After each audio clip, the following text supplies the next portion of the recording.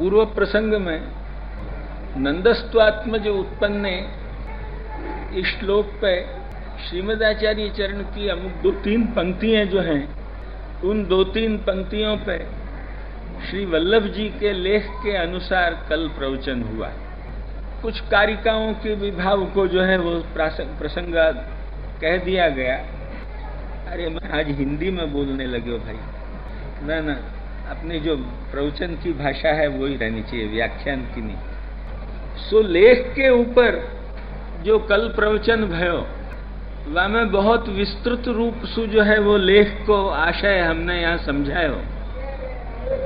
फिर भी जो यथार्थ वस्तु है वो कहनी चाहिए कि ये ग्रंथ इतने कठिन ग्रंथ हैं और इनको या बखत ज्यादा प्रचार नहीं होने से अध्ययन अध्यापन संप्रदाय जो है वो या को जा प्रकार सु चलना चाहिए वह प्रकार सु नहीं चले है। अब भी निबंध भाष्य विद्वान मंडन को तो फिर भी कछु संप्रदाय चले है, पर या को जो संप्रदाय चलना चाहिए वह पद्धति सु नहीं चल तो हुए सु या में इतनी कठिनता आवे है कि कल इतनो 5 बखत हमने वाकू देखने के बाद या ठिकाने तुम्हारे समक्ष कहो, वो कहने पे भी 2-3 पंक्ति में कछु अपदार्थ कहो गयो। लक्ष्य में आई कि नहीं? वो अपदार्थ पीछे आज स्फुरण भयो, तो जा बखत अपदार्थ स्फुरण हो तो हमारा नियम है कि फिर दूसरे दिन कहनो ही सुस्पष्ट सभा के बीच में, यहाँ भाई ये अपदार्थ भयो तो या को बदल के यूं समझो। लक्ष्य में आई कि नहीं? तो वह हमारे नियम के अनुसार फिर आज हमको थोड़ो वाको संक्षिप्त आशय कह के फिर लालू भट्ट जी के आशय को समझाने के लिए हमको जानो पड़ेगा, आगे बढ़ना पड़ेगा। पर पहले फिर कल को आशय थोड़ो सूक्ष्म में हमको या स्थल पे जो है वो कह देना परमावश्यक है कि वल्लभ जी ने लेख के भीतर जो है वो क्या कहो, और वो जब तुम समझ लोगे तब तुमको आगे की पंक्ति के भीतर लालू भट्ट जी के आशय को समझने में तुमको कछु मजा आवेगी। तब लालू भट्ट जी के पूर्णाशय को तुम जो है वो अवगत कर सकोगे। वहां तक जो है वो पूर्णाशय जो है वो हाथ में आनो बहुत कठिन है। फिर कल 5 बखत बाँच के 1 बखत यहाँ तुम्हारे सामने बाँचियो, फिर आज सुबह जो है वो 7 वक्त बाँचियो, और जब 7 वक्त वाई लेख को जब बाँचियो तब द्वादशावृत्ति होने के बाद वामेसु जो है वो हमको वे पंक्तियां हमारे संग बात करने लगी। तब जब उनने बात कियो तब फिर हमने टिप्पणी करी, अंडरलाइन करी, ये सब नोट्स करने के बाद अब जो है वो हम या के ऊपर जो कहेंगे वो बहुत ठीक कह रहे हैं। अब कहीं भी अपदार्थ लेश नहीं है। लक्ष्य में आई कि नहीं? बाकी कल संभालते संभालते 2-3 स्थल पे अपदार्थ भयो, तो वो अपदार्थ भयो वो हमको जी में जच्यो नहीं। फिर हमको तो फिर पाछो वो रोमंथ होतो रहे, तो वो रोमंथ में हमारी आत्मा खटकवे लगी।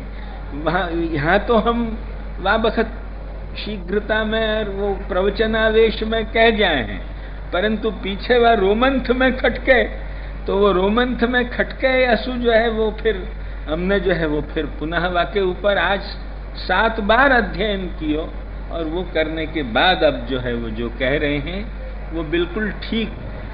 कल 2-3 पंक्तिन पे भी जो है वो पंक्ति को स्वारस्य प्रस्फुट नहीं भयो, इतनो तो नहीं, किंतु जो है वो पंक्ति कुछ विपरीत ढंग से भी आ गई। ऐसे ढंग से जो है वो भान भई वा बखत और वा ढंग से व्याख्यान भयो, पर यो नहीं है। ये सब बात हम तुम्हारे समक्ष स्पष्ट करके आज, क्योंकि आज भगवत कृपा सु ग्रंथ एक प्रकार सुहात में है, या सु जो है वो हम बराबर तुमको वो समझा के, अत्यंत कठिन ग्रंथ हैं ये सुबोधिनी के ऊपर के टीका, और ये जो है वो अत्यंत कठिन ग्रंथ है। और वहाँ को काठिन्य को कोई इतना बड़ो विषय काठिन्य नहीं है, परंतु जो है वो परंपरा उत्सन्न होनो यही सबसे बड़ो काठिन्य है। या स्थल पे हमारो जो अनुभव है वो हम कहें। तुमको ध्यान है कि वल्लभ जी ने शुरुआत कैसे करी? 4 और 5वां और 6ठो पृष्ठ पे या को संबंध आवे है विवरणत्रय सुबोधिनी के भीतर, 4थे, 5वें और 6ठे पृष्ठ पे। यहाँ वल्लभ जी ने शुरुआत कैसे करी वल्लभ जी ने, मैं अब सब पंक्ति नहीं कहूंगा, कल तो पंक्ति के साथ कह रहे हो, तो मैं आज जिन पंक्ति पे अपदार्थ भयो है उतनी ही पंक्ति हम कहेंगे और कुछ नहीं कहेंगे, और सब जो है वो बराबर कहेंगे। वल्लभ जी ने शुरुआत यूं करी कि तृतीय अध्याय में यशोदानंद पत्नी चे जातम परम अबुध्यत, और जो है वो वहां सुता को धर के, वहां सुत को धर के, सुतम यशोदा शयने निधाय तत्सुताम उपादाय पुनर्ग्रहानगात, ये सब जो कथा आई वह बखत जो है वो सब जने सो गए, यशोदा जी भी सो गई। ये सब जो कथा आई वाके बाद फिर एकदम जात कर्म को कैसे प्रसंग आयो, बीच में क्या बातें भाई, ये तो सब कहनी चाहिए कि नहीं, पर बीच की कोई बात न कह के नंदस्तु आत्मज उत्पन्न जाता आह्लादो महामना, फिर पहले सब जने सो गए तो फिर उठे कैसे, क्या बात भयो क्या नहीं भाई, ये तो कछु समझाना चाहिए। तो कही हाँ ये समझा दियो।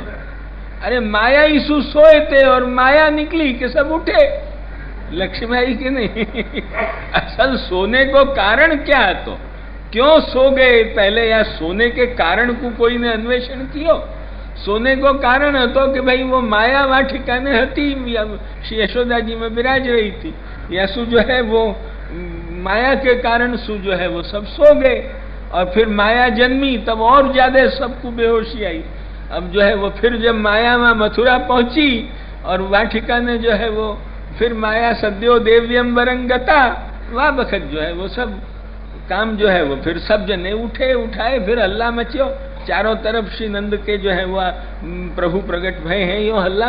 फिर जो है पुत्र वहां तो पहले प्रभु को यो प्रभु रूप सु जो है वो तो जो समझने वाले थे उन्हीं ने समझो, और वो तो केवल जो है वो अमुक गोपी जनन नहीं, जो श्रुति रूपा और ऋषि रूपाएं हैं उन्हीं ने समझो होगो, बाकी और तो जो है वो कोई ने खास करके जो है वो समझो, ऐसी बात नहीं है। अतः वह बखत ऋषि रूपा भी वहां हती उपस्थित, या तो केवल श्रुति रूपा हती, ये सब भी निर्णय जो है वो एकदम जल्दी कहनो जो है वो शक्य नहीं है लक्ष्मी आई ने, क्योंकि नंदव्रज कुमारिका चेरुर भविष्यम, तो वे जब 5 बरस की हों और वह बखत आप भी 6-7 बरस के हों, तो भी जो वह बखत जन्म के समय में वे वहां उपस्थित हती कि नहीं, या में जो है वो एक प्रश्न आवे लक्ष्मी कि नहीं। यसु ये भी अन्वेषण करके मनुष्य को कहना चाहिए, एकदम जल्दी जो है वो कह देने की आवश्यकता नहीं। पर श्रुति रूपा तो अवश्य हती, ये बात निश्चित है, या में कोई संदेह नहीं।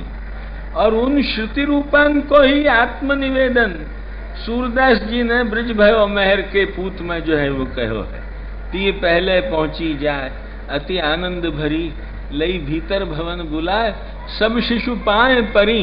या ठिकाने जो आत्मनिवेदन कहो है वो उन श्रुति रूपान को ही आत्मनिवेदन कहो है। ऐसे जो फिर वह ठिकाने खूब आनंदोत्सव के वो जो है वो खूब उद्घोष भयो। अब जा बखत नंद महोत्सव के शुरुआत के समय में पहले मंगल स्नानादि जो है वो होना ही चाहिए, तो वो मंगल स्नानादि कियो, नंद जाता लादो आहूय विप्रान दैव ज्ञान स्नात शुचिर अलंकृता, वह बखत अलंकार भी धारण किए, स्नान भी कियो, जो वो नियम है मंगल स्नान को वो भी कियो।